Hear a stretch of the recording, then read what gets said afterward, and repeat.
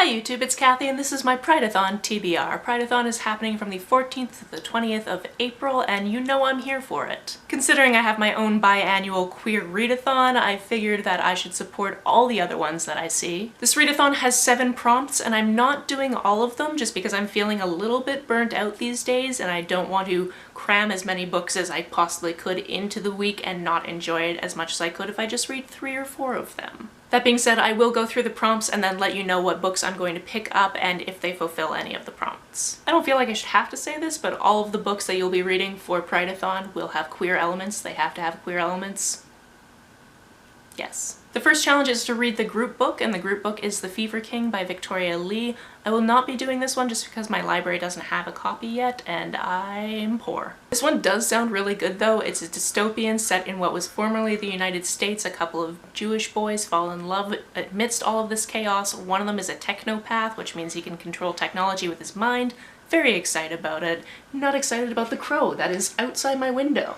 Go find your murder. Stop being here. The second challenge is to reread a queer book, and I'm not doing this one just because the week before I am doing a read-along of In Other Lands, which is hecka queer, and I love it. If you missed my announcement from April 7th to April 13th, I'm doing a reread of this with anyone who wants to read along. I will link that announcement in case you're interested, but this is a reread. For me, this is hecka queer. I'm so excited to get to it. And I'm doing this event because the 13th is my birthday and we're going to have a live show about it. So if you're at all interested in reading this book, you should read it with us. The third prompt is to read a book that you didn't buy, and all of the books that I will be reading are from the library, so I've got this one covered. The fourth challenge is to read a book that represents your identity in some way. For this one, I'm picking up Home and Away by Candace Montgomery. This one, I don't know if the protagonist is queer. I know that they are going on kind of an adventure to figure out their identity, but I don't know if that has anything to do with their sexuality. However, from reading the synopsis, I do know that the secondary character is an artistic bi person, and that me. From the synopsis, we know the protagonist is young, black, and fabulous. She is the only girl on her school's football team, but she catches her mom putting this mysterious box into the closet, and then something about her identity comes into question.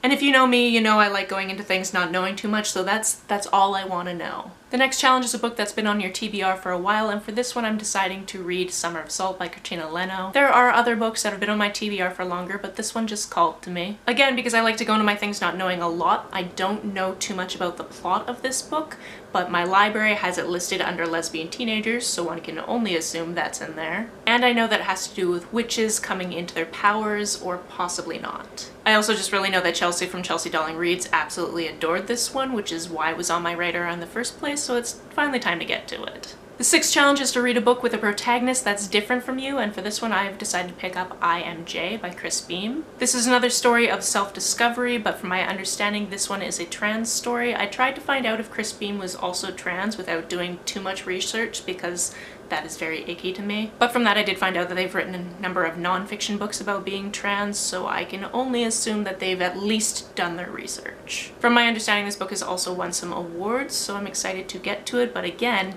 I don't want to know too much about the plot going in. I like to be surprised. And the seventh challenge is basically just any queer book. I do have a title picked out for this one, however somebody else has it out of the library right now and it's not due back until the 20th, which is the last day of the readathon, so I will only get to this one if they return it early. This one is called Outlaw Marriages, The Hidden Histories of 15 Same-Sex Couples, and it's exactly what it says on the tin. We were talking about queer couples in history that couldn't get married because it wasn't legal at that point, but lived together and essentially would have been married if they could have been. This one's been on my radar for a while because I saw it come through my library and I immediately put a hold on it. But if you've seen me talk about how I use the library before, you know that me putting a hold on the book doesn't mean that I'm getting it immediately. It basically means it goes on a TBR list and I suspend the hold, and then when I have time for it is when I unsuspend the hold and I want it. So there's very slim chances I'll get to this one this week, but I'm really hoping to soon. And there you have it. That is what I'm going to read for Prideathon. Are you participating in Prideathon? Let me know about it down in the comments below. On the way down to the comments, if you hit that subscribe button, that would be very nice of you. You can like and share this as you see fit,